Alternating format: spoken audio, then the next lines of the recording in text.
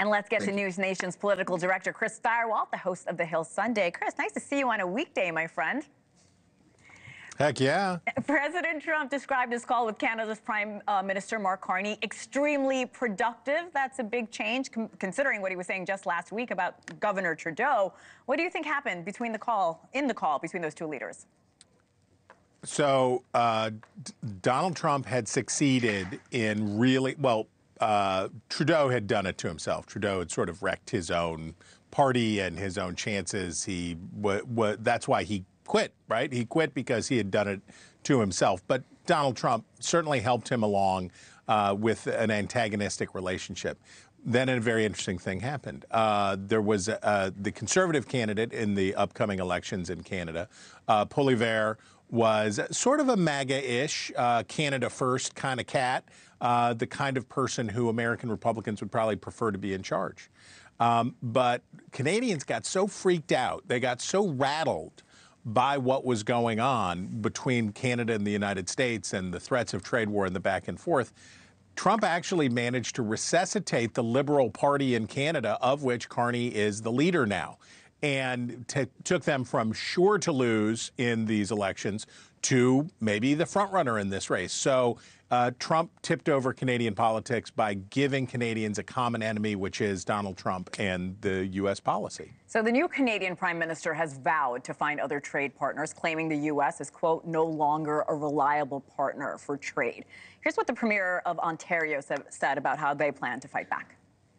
I can assure you one thing, we're going to make sure that we inflict as much pain as possible to the American people without inflicting pain on the Canadian population. We have two options here.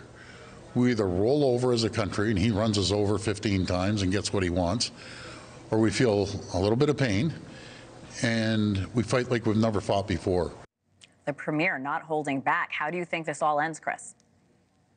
Well, the way that you win a trade war is by being able to endure, being willing to endure more suffering than the other person. Donald Trump is getting ready to make a big bet that the United States is willing to endure some suffering in order to enter the golden age that he describes.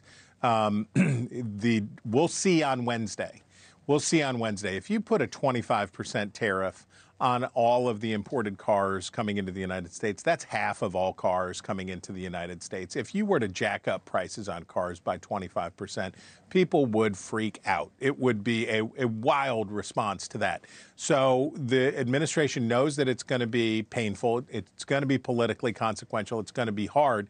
The question is, will Americans endure more pain in order to get these other countries to knuckle under? I don't know. I don't see any evidence in recent political history that Americans are pro-pain and willing to endure pain. Certainly they weren't for Joe Biden on inflation.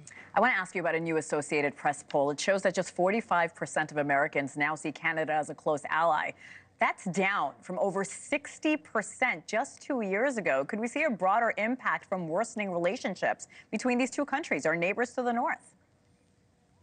I mean, I think we'd have to say for right now that what connects Canada and the United States, other than the world's longest unmilitarized border, is a common culture. We are both children of the British Empire. The United States and Canada are very much alike. As some people have dismissively called Canada America's hat. It's true, right? And something like 2/3 of the Canadian population lives within a short drive to the U.S. border. We're very closely connected. I assume that in the long run, the strong and healthy and happy friendship between Canada and the United States will be resumed. Thanks so much for watching. Just go to joinnn.com to find News Nation on your television provider. And don't forget to click the red subscribe button below to get more of News Nation's fact-driven, unbiased coverage.